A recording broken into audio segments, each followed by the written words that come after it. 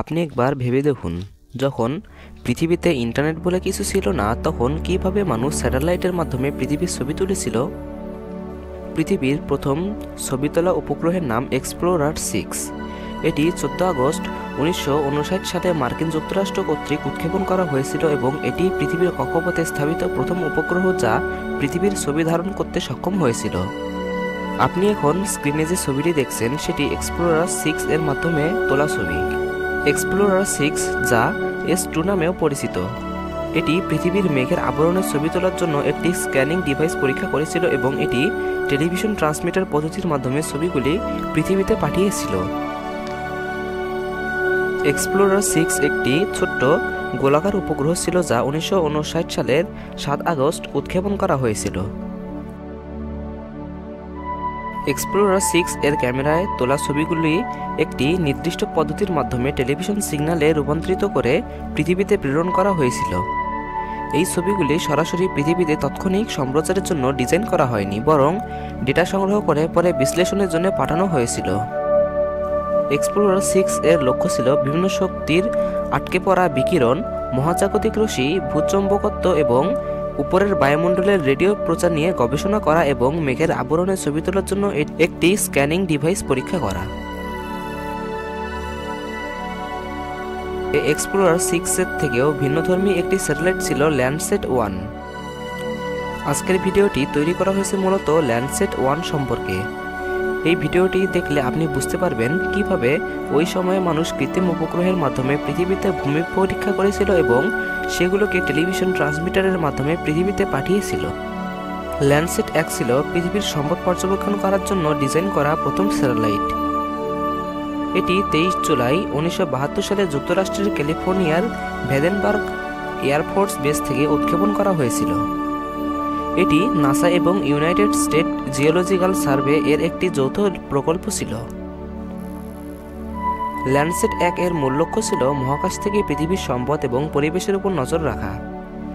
ভাবুন তো, 1972 সালে যখন কম্পিউটার আর ইন্টারনেট আজকের মতো এত সহজলভ্য ছিল না, তখন বিজ্ঞানীরা একটি স্যাটেলাইট তৈরি করলেন যা কিনা মহাকাশ থেকে আমাদের গ্রহের ছবি তুলে পাঠাবে।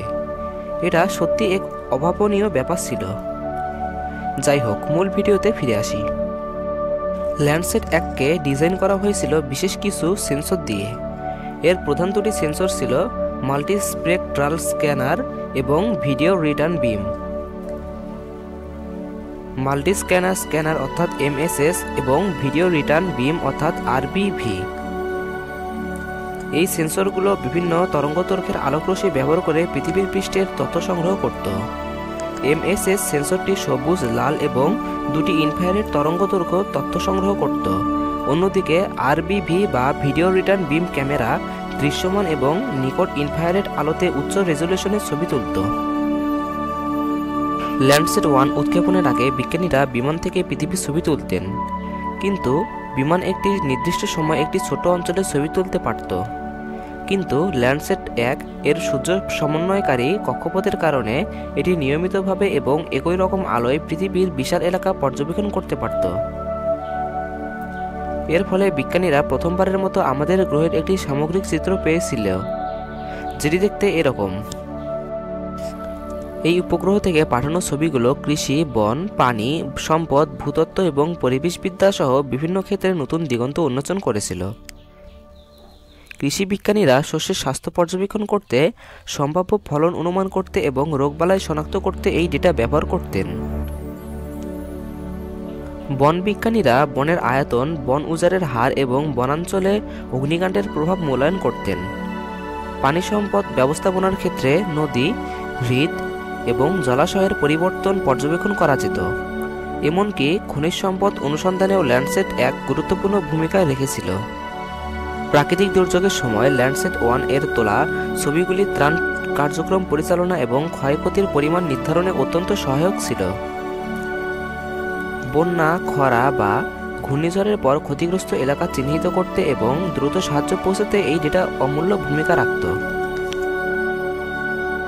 ল্যান্ডসেট 1 প্রায় 6 বছর ধরে কাজ করেছিল এবং 47,000-এরও বেশি ছবি পৃথিবীতে পাঠিয়েছিল। এটি ছিল বিজ্ঞানীদের জন্য এক অমূল্য ভাণ্ডার।